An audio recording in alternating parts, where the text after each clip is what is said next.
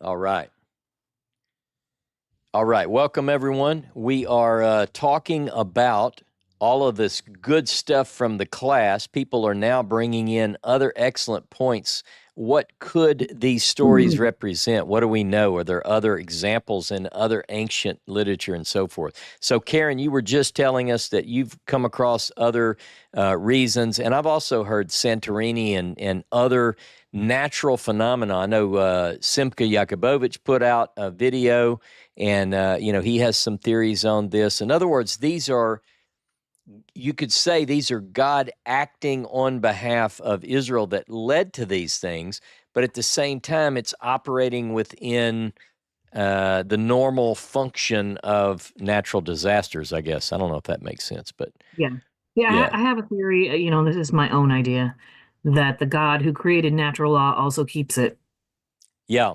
Yeah. So, when I hear that doesn't mean I don't believe in miracles. That Right. doesn't mean, do I believe the sea was pulled back and the people crossed over on dry land? Absolutely they did. Yeah. But it's going to be caused by something that following natural law. Yeah. Um, is there a war in the heavens? It's going to look like it, but is Yeah. it comets and asteroids? And when we have archaeological evidence of meteors hitting the Earth. Mm-hmm. You know, it goes through what do you call it? Cycles. There's Yeah. certain cycles of things happening. Like every 100 or so years, there's a planetary alignment that causes the sea in Brazil specifically to be pulled back so far.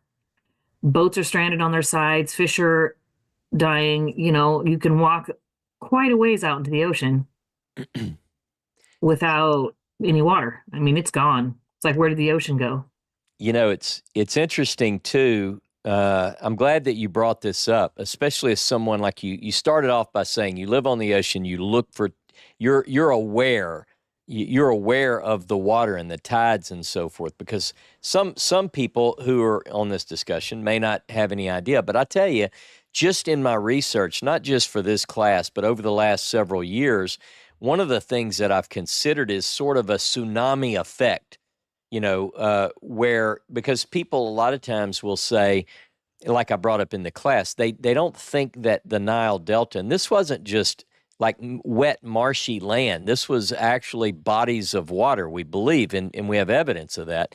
But anyway, they think it wasn't big enough. But if you pull water back or up, if the Mm. water is displaced, the effect of that can be absolutely destructive. I mean, anyone who looks at the effects of, say, some of the tsunamis that we've seen, even in my lifetime, it is unbelievable. And I can tell you, as just witnessing flooding in Louisiana on the backside of some of these major storms that we've had over the last several years, it's unbelievable what this water can do. And so I could clearly see how it would catch troops by surprise and kill. And the problem is, and we've got two different stories. We have one that says you'll never see them again. You're never going to see Egypt again. And then other stories which say, yeah, all the Egyptians are dead on the shore. Yeah. So, I mean, Mhm. either all of them are dead on the shore, you just never saw them again. And it took Ron White to discover a barnacle encrusted chariot wheel, right? Right. Um, Tell me some more, Karen. I didn't mean to cut you off. I'm ready. I'm trying to think. I think I had more, but it's lost. It's gone. It's gone from me. Let me Um, ask you, do you have a preference for which seat? Because I know, even though I present a case and I don't want people to think that I'm just not willing to listen to anybody else's views, because if somebody has a different view, I want to understand why that is, because that's how we learn. So which um, body of water do you have an opinion on that? I don't know enough about the seafloor of the bodies of waters in that area, but I would say it's something that's not terribly deep. Yeah. You don't want them, they're not going to want to climb down into a ravine and Yeah. then back up. And that's what a lot of the places are, is, underneath that water, there's a ravine. And We that just doesn't make any sense to me. we went I'm not a big water fan. I don't even like reading stories about water hurting people. Yeah. I don't swim. I mean, I'm just not I'm a land guy. And people make fun of me. Jono makes fun of me for this, but I just don't like it. Like I've been in the Dead Sea and floated. Okay, everybody's got to do that. But I don't like people telling me you need to go do that more or you ought to go. I just hate it. I'm scared of it. All right, I'm scared of the water. I don't. So when we were at Aqaba, the Tanakh tour on the last trip, we were in a beautiful location. I mean, I think the water is beautiful.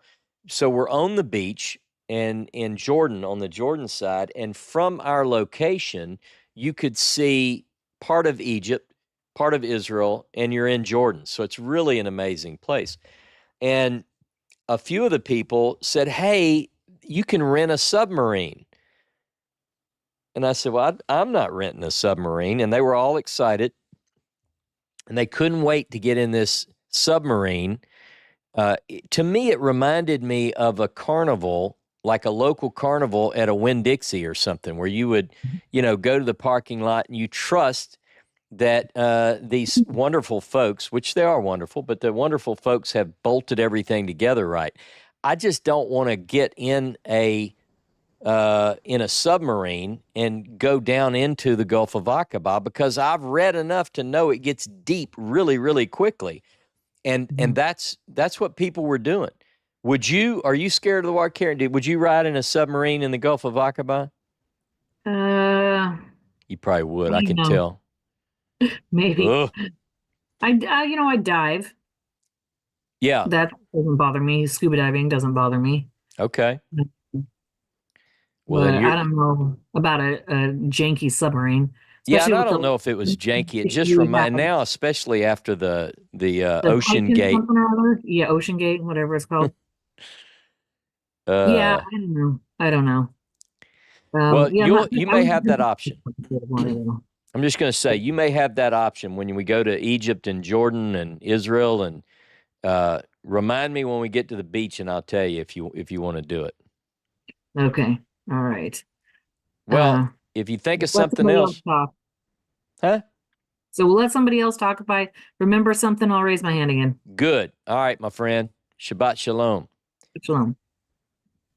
JJ, talk to me, Oh, brother. hey, Shabbat Shalom. Shabbat Yeah, shalom. there weren't a bunch of hands up, so I figured I'd raise my hand, and Good. I just wanted to see, like, um, so with the couple of spots. I mean, I know you mentioned that there's like three spots that are claimed to be the most likely for the crossing, and I went and checked out the your graphic that you put on the Discord there.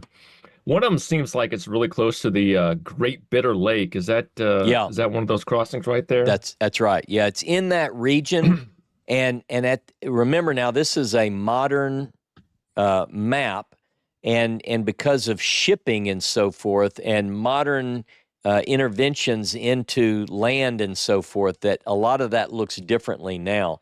And there have been studies, and I know some people might say, well, that's convenient, Ross. It doesn't look like your view now, but it did anciently. It actually, in this case, I think people can do the research and learn that. But it's in that region, it was really a lot more there in terms of bodies of water than present.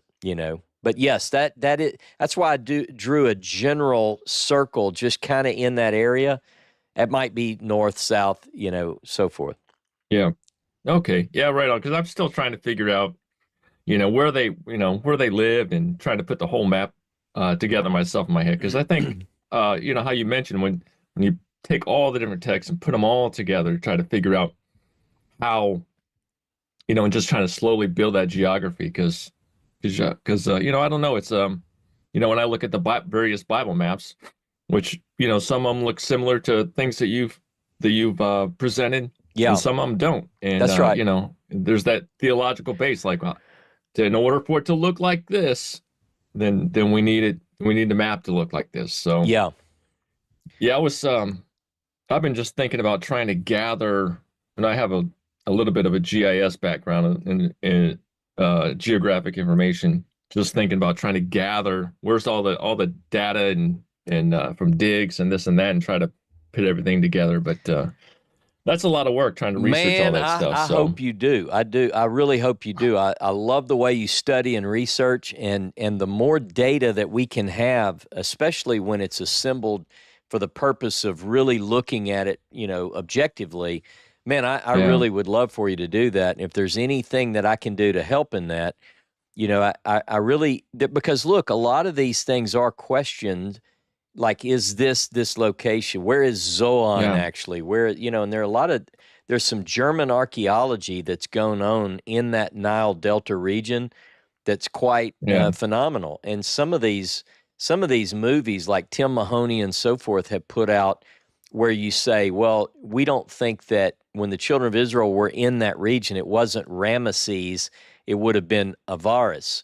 I'm Hmm. familiar with all that, and I think that there's some substance to those things. But that's the kind of thing I want to do, is I want to get back, what can we know from history, archaeology, textual, criticism, and so forth.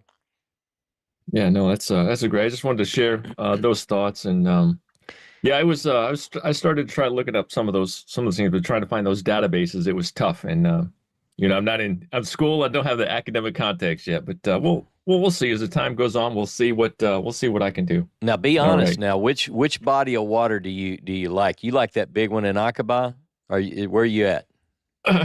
Do you know Well, yet? Are you willing to yeah, share? I don't know. I'll get in that submarine with Karen. I tell you Would that. you? Would you really? I'm not sure. I would. I'm a sailor, so I just want to have fun. I like seeing in the water. I'm a diver and a sailor, and I love it. Yeah, I don't know. I'm not ready to put my foot down and say I believe that any one of those three spots or even more are the right spot. So Okay. I think yes, I'm open. I'm holding a lot of this stuff in here in the Texas. I'm studying and studying with other groups. I'm holding it in a light hand. Yep. Some folks that I study with are more uncomfortable with that, but I just have to. I want to know what the truth is, and I want to follow God the best way I can and the best way I understand Him in His true sense. And I think we're doing good stuff, peeling the onion. So I That's what love I it. that's what I like to hear. I love it when I'm not looking for anybody to say I believe everything Ross says, because the second you say that, I'm not going to trust myself anymore. I'd rather people say, "Well, I don't know, Ross. I don't know that I buy that. What about this?" I mean, I like the challenge. I want people to challenge. So I'm happy to hear that. Every time you get up, you usually have some good insight. So I appreciate that. All right, thanks, Ross. All right, brother.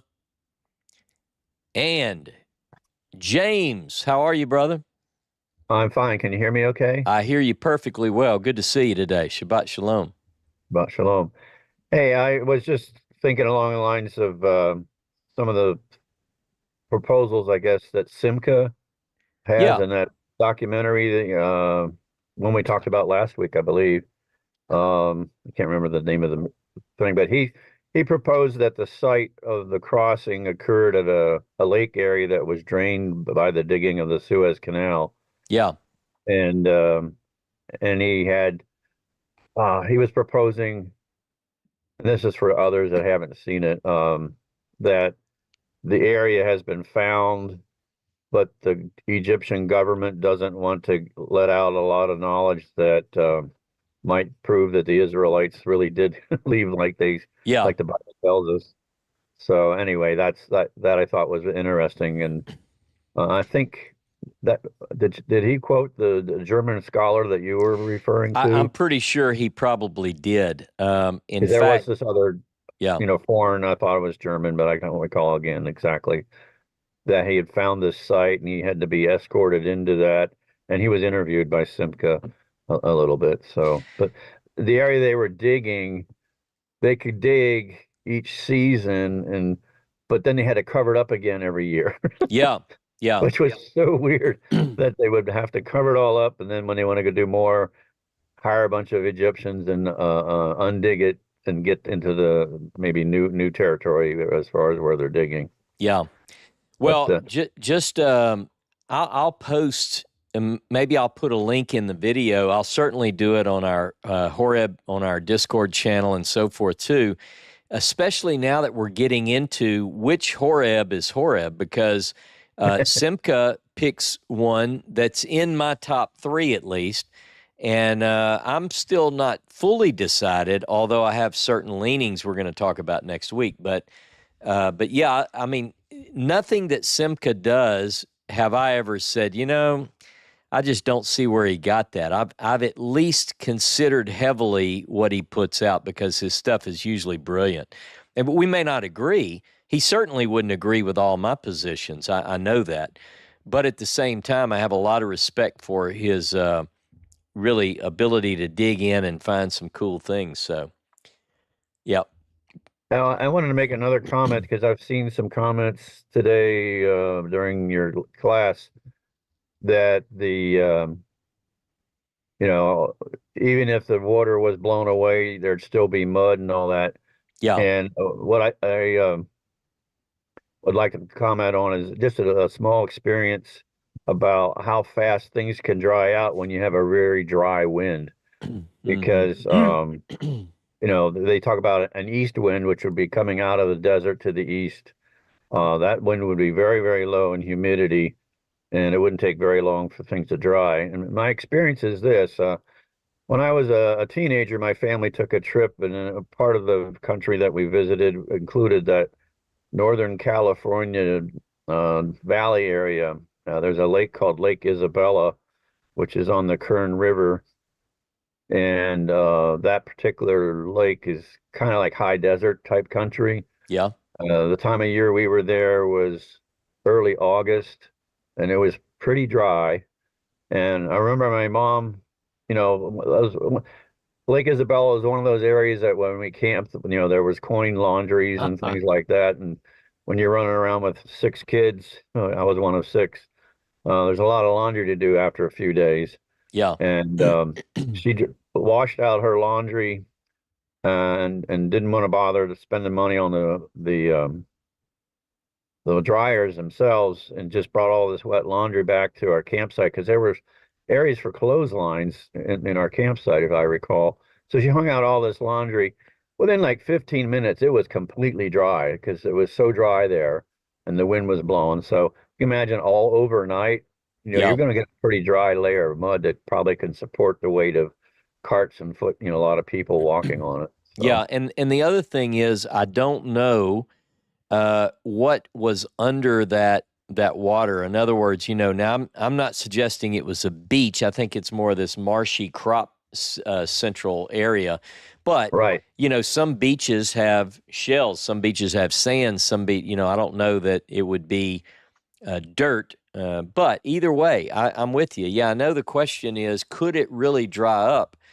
And that seems to be, we get that same language not only with the crossing of the sea, but also the crossing of the Jordan. It's as you suggested, an all-night blow, and it's dry. So That's it. Yep. All right, brother. Good stuff. Jump back up in here if you think of anything, James. Good to see you. Will Shabbat do. shalom. All right, Damon, how are you? Shabbat shalom, brother. Shabbat shalom. Doing pretty well. What are your thoughts today? Just wanted to say, brilliant class. I really love how you dug into the evidence that's in the text and looked at different place names and things like that, because I think a lot of the people who have opinions don't go as in depth and don't do what you did and really excavate the evidence. Migdal showing how that it's in the Delta area, pretty much slam dunks. Okay, well, if it's between Migdal and the sea, that kind of slam dunks which sea we're talking about. Yeah. Hey, So I'm with you. I know you that study was these weird. things deeply. Mhm. deeply. Have you looked at those locations the same? I know you posted something in the Discord as well. It seems that you lean heavily towards that Delta region as well. Is that correct? Yes, and that's basically the same thing as David Roll. He leans Yeah. exactly the same direction, and he's done an analysis to show, yes, that was the exact route that they took, and et cetera. Yeah. So, good stuff. Appreciate you. What else you got, Damon? What else you thinking? Um, so, in terms of chronology, I just wanted to bring something up that might also factor into which choice is the reasonable one. Because I think when you say, okay, they pretty early in the journey, they hit the Reed Sea, I think that's true, but I think we can get even more specific than that. In Exodus 12, it mentions, let's see, verse 17. So you shall observe the feast of unleavened bread, for on this same day I will have brought your armies out of the land of Egypt. Okay. So from whenever they left to actually getting out of the land of Egypt took one day. I think that that's what the text here is actually saying. And so if we looked at where they camped, they first camped at Sukkot, and then they reached Etham on the edge of the wilderness. And so I think by that point, they were outside of Egypt. So from the time that they left, which I think was the evening beginning Nisan 15th, because I separate the Passover and the feast, the first day of the Feast of Unleavened Bread. But that evening, they would have marched all night, camped the next morning at Sukkot, rested for several hours, took a very short journey to Etham on the edge of the wilderness, and reached that by the next evening. So that's within one 24-hour period. Then they only have one more leg of the journey to get to Pihahirot, next to the sea. So whatever the case may be, we're talking about, what, 2 days to get there, and then they rested all night and they crossed the next morning. So basically within 3 days, they're already on the other side. Yeah, I see it for the same reason. Not only Exodus 12:17, but its other narrative elements suggest, at least, that this is rather quickly. You know, it's like they leave, and I think that wasn't like in just a couple of minutes. I mean, you're talking about 3 million people. It takes a while for people to clear out. So I think while some people are at Sukkot, some of them are still, you know, I don't know, packing. Not really, but in other words, it's like an accordion when you're dealing with that many people. But it seems that it doesn't take long for the people to tell Pharaoh, "Hey, they're gone," you know. And so he immediately, it's not like it's been months, and he said, "Boy, I sure miss those Israelite laborers. We need to get them back." So anyway, I do see it as quick. I think it's pretty quick turnaround, and he's chasing after them. Anyway, I had one more thing that I thought was kind of interesting. Okay. So in Exodus 12, round about, let's see, verse 13.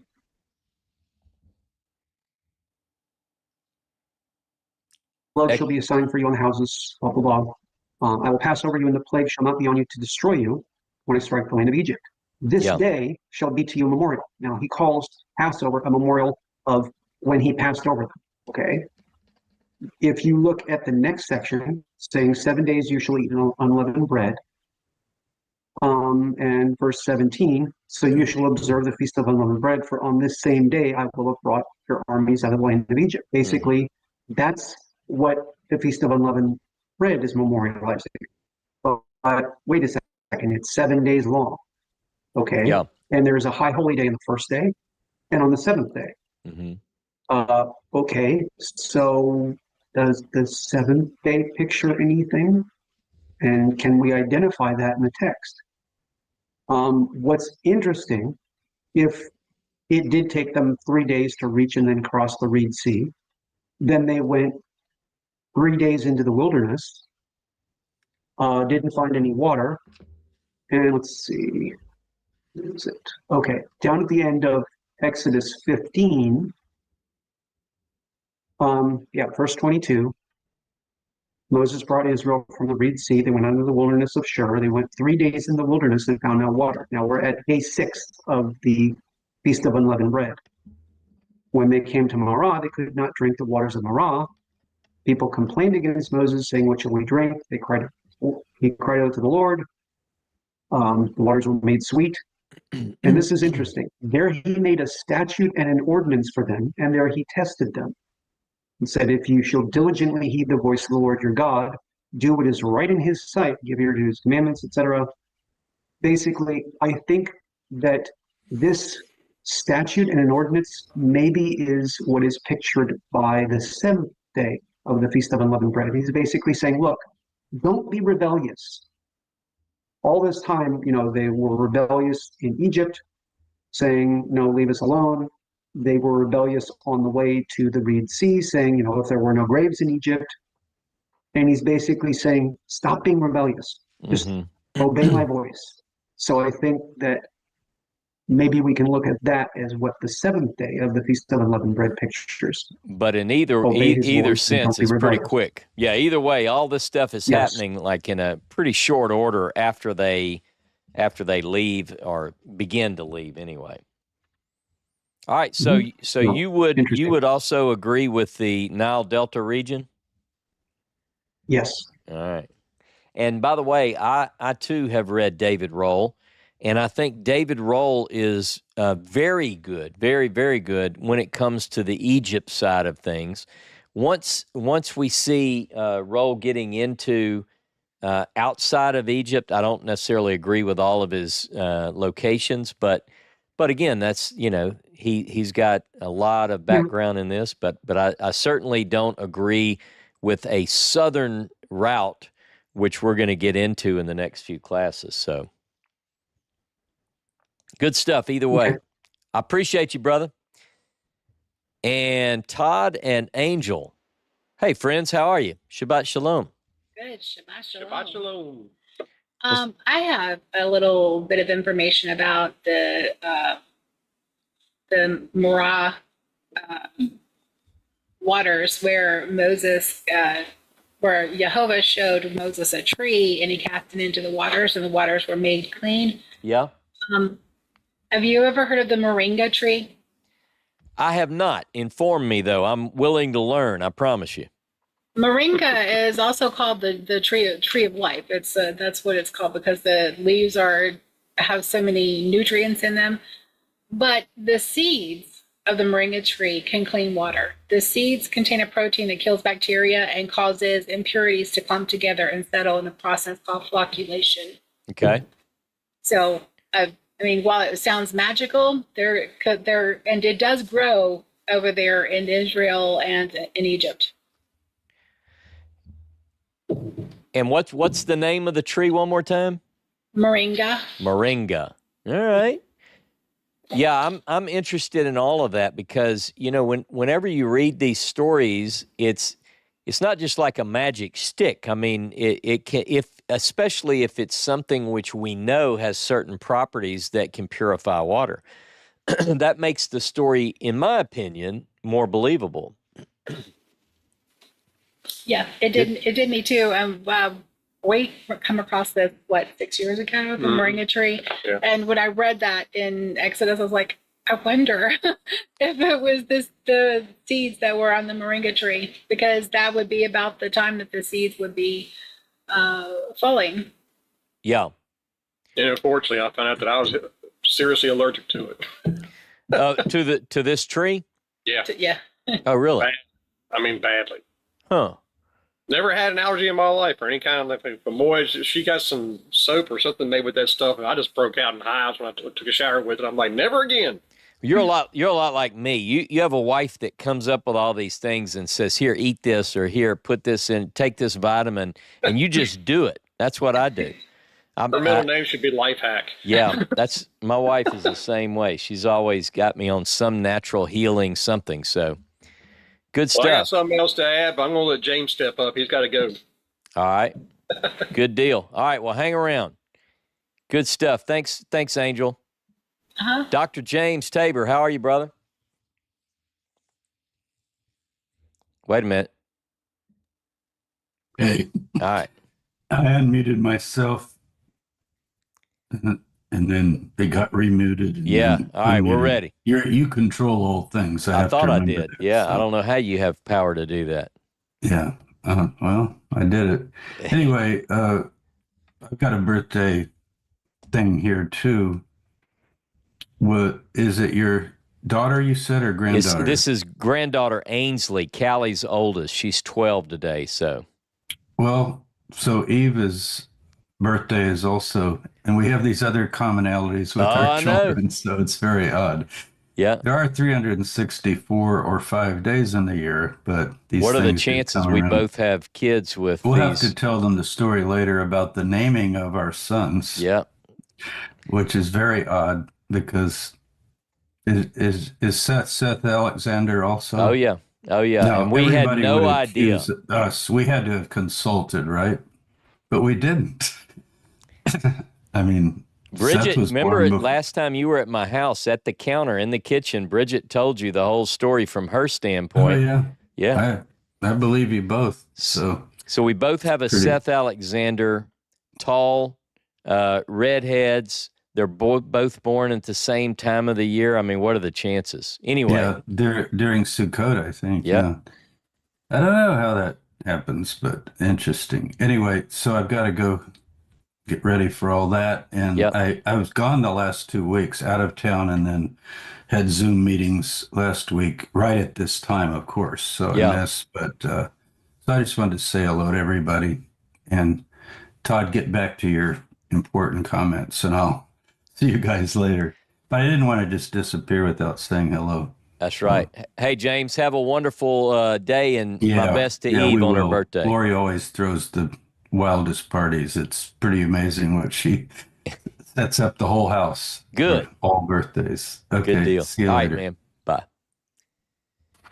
All right. Clody, how are you? Oh, I thought Todd was first.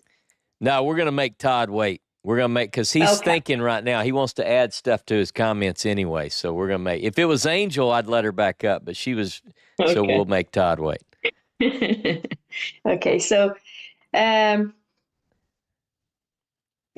was a wonderful class. Thank you. And I wanted to read you something that Dr. James said in the comments first. Let me find that. Okay. Because I photographed it. So he said, Ross Nichols is the best teacher of the Hebrew Bible I know of. History, faith, and academics all considered. Well, that was very nice of him. I'm going to have to send him a check or something. That was And I think that many of us agree with that. So that was really, really a very, very good class. I did see the unity or unanimity, like they have the same mind. I don't know the word. I can't say it. Anyway, I know what you mean. Okay. Unanimity. I think unanimity. Yeah, I see the unanimity of the sources in the Red Sea miracle or the Sea of Reeds miracle. Yep. What I saw today from your way of studying and going through it, I saw that it makes sense that all the sources are going towards northeastern part. Yeah. And it is like a very logical route to take. And now what makes me a little bit dubious of the entire miracle is the fact that the miracles do not get forgotten. Yep. The miracles or many group memories might shift a little bit from even Mandela effect. I don't know if you're familiar with it. I think you are. So we tend to shift, to exaggerate, to make them bigger or smaller as time goes by, but they do not go entirely in thin air. Yeah. They do not disappear. And what I even noted that in the comments during your class is that perhaps it's my memory that is making me the Mandela effect, but in the Moses scroll, I do not see any reference to this big miracle, right? Right. It picks up. They're already at Sinai or Horeb. They're at Horeb. However, with all the, now I've got to just saw two things. It says the Horites dwelled in it from antiquity, but the children of Esau dispossessed them and they dwelled in their stead. This is a parenthesis Yeah. about something. And Yep. we see another parenthesis. Rephaim dwelled in it from antiquity, and the Moabites called them a meme, and Elohim destroyed them, and they dwelled in their stead. And there is again this parenthesis. Yeah. And throughout the Moses scroll, you see a little bit, some parenthesis of past history, of past important information. And not having any information for the Sea of Reed division is, to me, it's a little bit curious. Yes. Yep. Why do I say this? It's like when I moved to Louisiana, there was like 4 days or 5 days of snow. And everybody knew, weirdly enough, that this happened 130 years ago. That's right. Yeah. We don't get a lot of snow. Also, and wherever, but they knew that. And wherever you go, everybody has some kind of memory on Katrina. Yes. Because it was a big, big thing. And through all the Moses scroll, at least from my memory, I do not see any reference to the opening of the Sea of Reeds or Dead Sea. Now, I tend to believe the root because it makes logic, it makes sense. And I also believe that there was some kind of very good climate condition that God gave them to get out of there. Of course, I believe that. Yep. However, I tend to go towards the idea that after hundreds of years, as we know, things were written, there was some kind of poetry and exaggeration and good praising psalms. Mm-hmm. Like in Albania, 3 or 4 years ago, we had a very big earthquake. And we had miracles happening. I remember particularly one old lady that was on the last floor of the building, and that was the 5th or the 6th. And she got out of all the crumbled building under her couch. Wow. Couch, under her couch. Yeah. And nothing, even a hair on her head wasn't nothing. She was sleeping and she got out of the building. Wow. While the whole building had many deaths. Mm. So I do believe in miracles. Yeah. They look a little bit exaggerated from my point of view. I'm sorry. Yeah. And I think that's what I have to say. So let me jump in on that, because I tell you, and look, people are all over the place on this. Some people say, well, I believe it happened just like it said. I really recommend, and I have the book is listed in the description of all my videos on Exodus. This is, well, you can't maybe see it that well, but anyway, this is called The Exodus by Richard Elliott Friedman. And one of the things that he says, and it's, by the way, it's not a difficult read. I love Richard Elliott Friedman's writing, and it's an easy read actually, but it's very well put. And one of the things that he says is, do we believe that the Exodus happened exactly like it says in the Bible, or do we believe that something happened, or do we believe that nothing happened? So he said that these are our options. And I think that in this group, most in this group would say they're either something happened. I don't think many people listen to me who say nothing happened, but I think that they're willing to question exactly what happened. So, for instance, one of the things that I want to understand, because people will say, I get some emails or messages where they say, you don't think God's big enough and strong enough to part the Sea of Aqaba or whatever, the Gulf of Aqaba. That's not the question. The question is, do I believe that that happened? Because the first thing I want to do is what I did today. Let's look at all the evidence, and I looked at most. You can go back and study it more deeply. But the idea is that we have different bodies of water that are referred to this way. And to your point, Clody, something is going on with the writers. Like at times they say there was a wall on either side and the sea was congealed. Well, that sounds like a beautiful poetic story. But there are other texts which say, hey, we heard about when y'all left Egypt and God dried up that marshy area for you, and it. Good point. Yeah.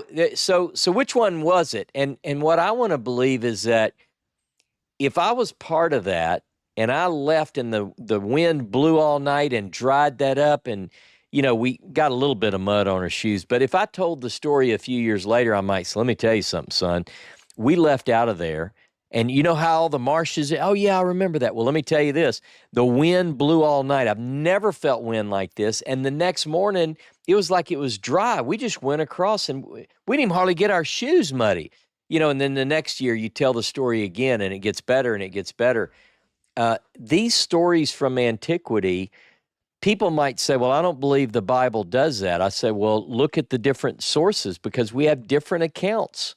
We have different stories. And the thing that gets me is if this happened, like you mentioned, the hurricanes that we know that happened in, like if we talk about the great hurricanes of Louisiana, everyone who lived here knows about Katrina, and we all talk about it almost every year. 9/11, can you imagine if we're talking about New York in the early 2000s, can you imagine anybody not including the story of the towers? Yeah, I mean, exactly. these things are so big, but we have biblical writers who, why don't they talk about it? So these are all questions. I have the same questions you do. If there is a miracle, how big is the miracle and how big does it have to be a miracle? And then that's what we're looking for. Yep. Okay. Thank you. Hey, that's a good looking shirt, by the way. Oh, yes, it is. I know the guy that designed it. Oh, yeah. All right. Anything else, Clody? I'm good. Perhaps if I will have anything, I'm going to jump back. again. Okay, good. Outstanding. All right. Todd and Angel, back on deck. How are you? What'd you come up with? I was going to say, Claudia's shirt looks familiar. I know it. I've got to put mine on. You get old, you forget things. Well, go change and come back and raise your hand again. No, I'm joking. I was want to get with you on the location deal. Okay. I can. You make a good argument for the Delta region, and I'm one of those that had always thought it was in the Gulf of Aqaba. Yep. Just because of the archaeology dome there and everything else. Gotcha. But there was one thing that never sat with me, and once again, it was the altar they found. You know me. I don't believe the sacrifices happened. Yeah. So when they, here's the carving on the rocks. I'm like, oh, okay, cool. Well, here's the wheels underneath the water. Cool. And here's the altar. Oh. Mm-hmm. I don't know about that. I guess I'm kind of the way JJ is. It's like, I'm not even sure which one is. Well, let me say something about that. First of all, I like where you're going with this, and I hear you. When people present the evidence for the Jabal al-Lawz site, they say, look, the Bible says that there was a rock and it was split and the water came out. We have a big split rock that looks like it was done either by God or spacemen. Look at it. I mean, and it is awesome. And then we have this region, and we have petroglyphs and, various engravings on rocks that they date back to a very long time ago. And, oh, by the way, the Bible says that fire came down and we have black rocks on the mountain. And, Right. the list goes on and on. So just for everyone's information, one of the things that the Tylers, Jono, several others, the Vanderham, Ron Vanderham, and others have gone on expeditions looking at a place called Har Korkum, which is it's one of Simca's top 3 sites. And it's in the land of Israel. It's right on the Egyptian border.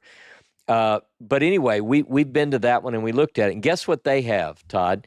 They have not only a mountain with burnt rocks on it, but they have petroglyphs. One of them looks like the 10 Commandments. These are ancient. We have a serpent on a stick. We have all sorts. You can look up Har Karkum, evidence for Mount Sinai or Mount Horeb.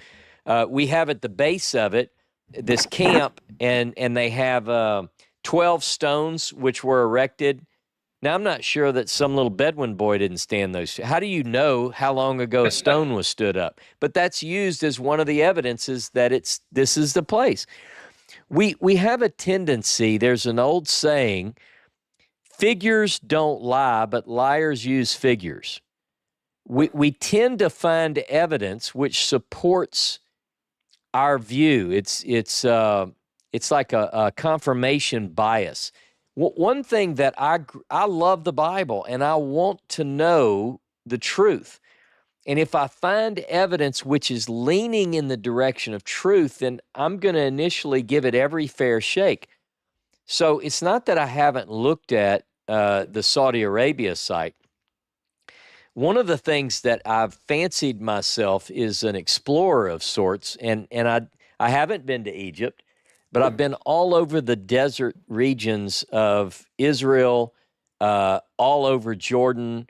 And one of the things is that the terrain is not very hospitable. And so if you think of a group of people, let's say that the figures mean what they say, and let's say that there are 603,550 men, plus women, children, animals, donkey carts, and all that, and that brings us to 3 million, and you leave Egypt. There's no way to just point and say, we're going this way. You go where the terrain lets you go. And so one of the reasons I favor sort of a central and northern route, which is going to lead us to the identification, at least a proposal of the location for Horeb, is that there's only a certain way you can go. And it's not me trying to say that God can't do a miracle. It's how do you get that many people to that place that quickly? So one of the points that I look at is the crossing of the sea is phase 1 of the Exodus. It's got to happen quick. Now, even if somebody says, well, you could go maybe a month into the text, you could read maybe a month in there. I don't think you can, but let's say you could. How far can you get 3 million people? How far can you get in a short amount of time? And I promise you, it's not going to be very far. And so anyway, so I start looking at that. Now, there are other clues. We're going to get into this where Horeb is in the next few classes. Think about this. Moses is at this mountain, and his brother, Aaron, God tells him to go meet him, and he just happens to know where it is. Now, some people would say, yeah, God told him.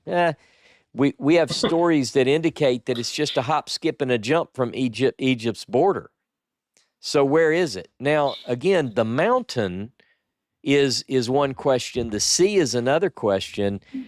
I guess to the point of the evidence for Jabal Allah's, every potential proposed location for the sea and or the have their advocates and they have evidence. When Ron Wyatt said, we found wagon wheels, everybody got excited. And I've looked at those pictures too. I tell you, I just don't buy it. But it doesn't mean that other people shouldn't or couldn't. I want people to take their proposed place and either confirm it or deny it ultimately. Right. So, well, and the Egyptians weren't the only ones that had wagon wheels back then. yeah, that's right. Yeah, and here's the other thing, like Har Karkum, I really got into that for a while, and I still lean towards that as one of my top contenders for a potential Horeb.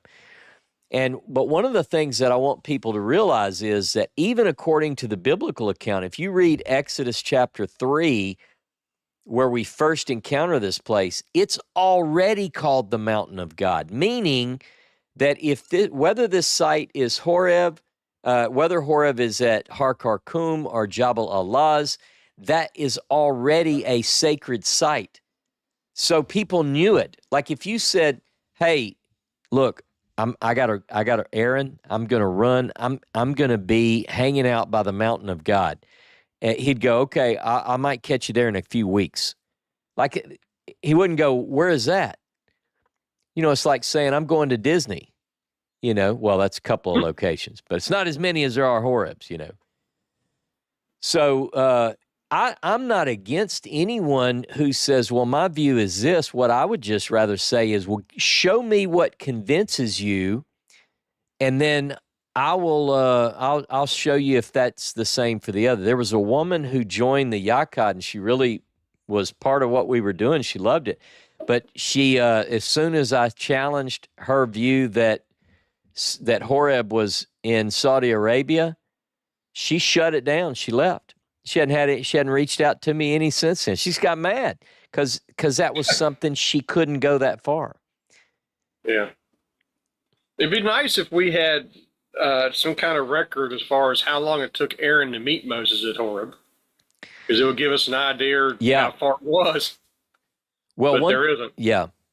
One thing I'm doing, I mentioned to Seth the other day, we have a map that's mainly just the land of Canaan. But what I'd really like is for Seth and I to sit down and make a map that includes the different proposals for the sea, which one, which regions are, and that way people can look at that and the potential sites for Horeb and put it all on one map. I mean, again, this Bible that I recommend has some of those, but I'd like to put them all on one map so people could study it. Tim Mahoney in some of his movies recently, they have a scorecard, and you take the scorecard and you say, does this match the biblical story? And they say, does it have this? Does it have that? Oh, look, it's got black rocks, which were caused by fire. It's got this. Almost every one of these places has those, and you'll see their proponents pushing them as proof that this is the real place, nothing but the truth, so help me God. I don't know that we'll ever know for absolute certain is one of my main points. But I think we're more likely to be able to rule out, certain locations. I guess one of the main things that I'll say, and then be quiet about this, is if you measure, let's say you just go from the Delta region, let's say we start at Ramesses, and you measure just a straight line. Now, I already said you can't just go a straight line. Terrain is going to dictate the route. But let's say you draw a straight line to the Gulf of Aqaba. How far is that? And how long would it take to get a massive migration there? We have good records. Most people who get into this, I've done this as well, is you look at various groups that have studied displaced peoples, like in the 1800s, 1700s, when groups of people were forced out of one country and mass migrated. We have some good, strong figures, data as to how many miles you can travel. If, let's say I'm in good shape, I could go pretty good ways. But what if I had my wife and daughters and grandchildren and my pets, and, how far could I go then? Well, it's going to slow me down. Mm-hmm. So I think that, to me, how long would it take to move that many people is what I'm saying. Well, as we were talking about earlier when we were reading today's lesson, and it's, you know, the cloud and the fire to show them the way through the desert. They said, you know, day and night they can walk. And the first thing I asked her was, when did they sleep? Yeah. If they're supposed to be going day and night, day and night, day and night, I don't see that happening. Because if we go on a trip that's more than 2 hours long, she's already telling me to pull over. She has to go to the bathroom. Yeah, that's right. That's right. And the old joke is, you know, to get the men a little bit of a crack too is that, honey, are you going to ask for directions? You know, because we tend to go without it. So anyway, you get, do we really believe that the story happened? And I think all of us say, yes, something happened. And then the next question is, well, did it look just like the Bible describes it? And then I would add one more caveat to that. Well, it depends. Does it look like this text describes it, or does it look like this text? Are we dealing with poetry? Are we dealing with prose? Are we dealing with historical, critical written history? Or is it more of a religio-sacred history? And I think that's what we have to come away with. Something probably happened. I mean, this is me, and you say, well, I hope you believe that. I do believe that. But I don't necessarily believe that it's the way Charlton Heston portrayed it. And nor do I believe that it's presented by some of these CGI movies. I love them, but I just don't know. I'm still freaked out over 2,600 feet of water.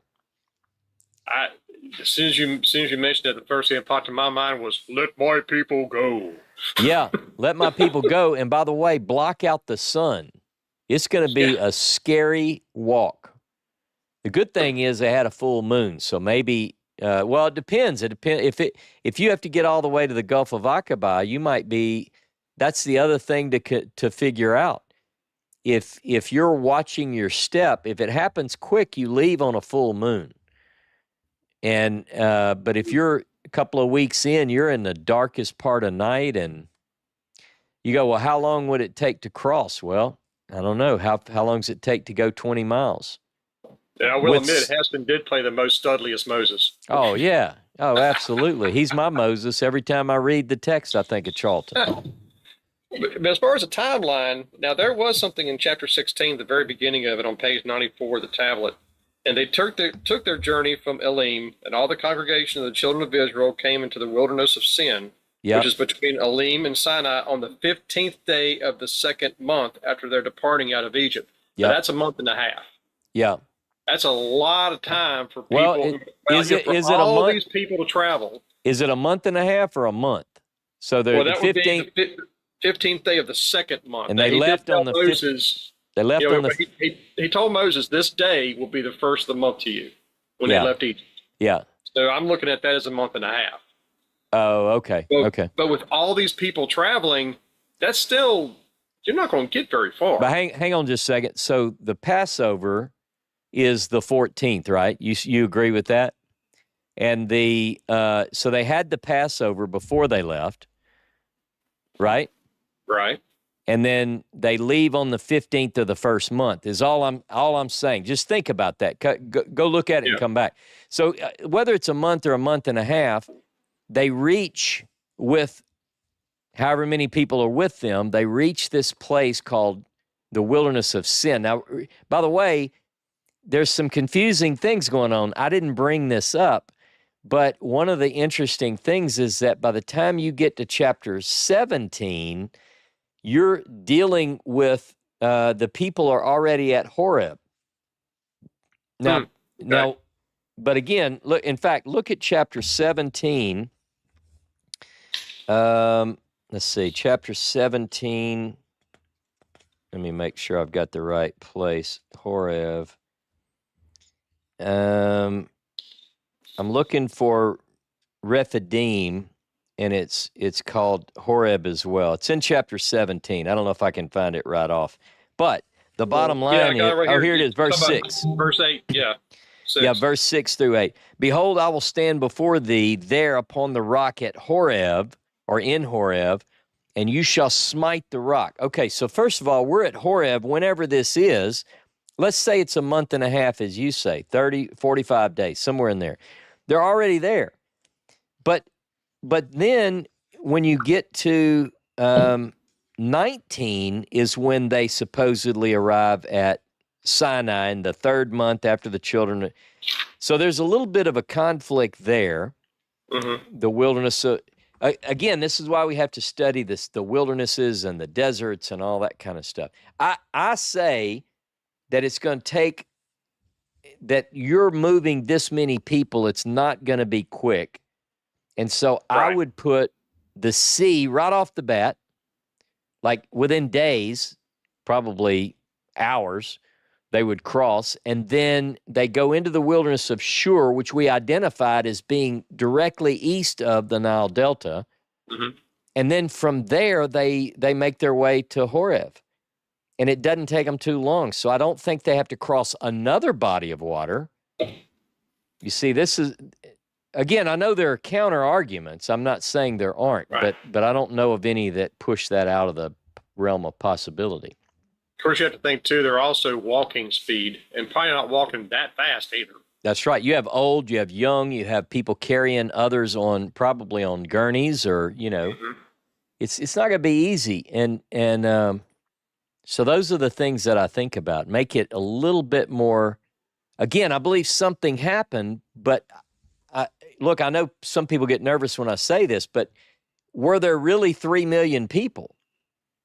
And you say, well, of course there are. It says this, and we have to believe this. But again, there are arguments that suggest where it says 600,000, the word there is aleph, which is the root word, which can mean a clan. So what if it's 600 families? It's still a big group, but it's not Chicago.